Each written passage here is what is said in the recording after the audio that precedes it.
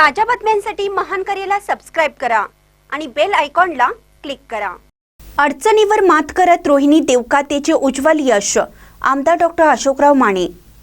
कवठेमहांकाळ तालुक्यातील कोकटोळी येथील आकाराम कारतके विद्यालयातील विद्यार्थिनी कुमारी रोहिणी श्रीकांत देवकाते हिने 10वीच्या परीक्षेत 3 विषयांना शिक्षक नसतानाही जिद्दीच्या जोरावर 75% गुण मिळवून यश संपादन केले आहे।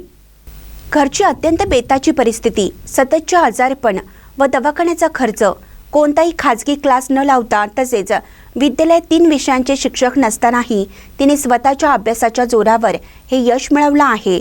सध्या रोहिणी शिरोळ येथील श्री पद्माराजे विद्यालयात वाणिज्य शाखेत शिक्षण घेत असून नुकतेच तिला सावित्रीच्या लेखी या पुरस्काराने गौरवण्यात आले आहे। या यशाबद्दल हातकणंगले विधानसभेचे आमदार दलित मित्र डॉक्टर अशोकराव माने यांनी तिचे विशेष कौतुक करत तिचे यश इतर मुलींना प्रेरणादायी ठरेल असा विश्वास व्यक्त केला।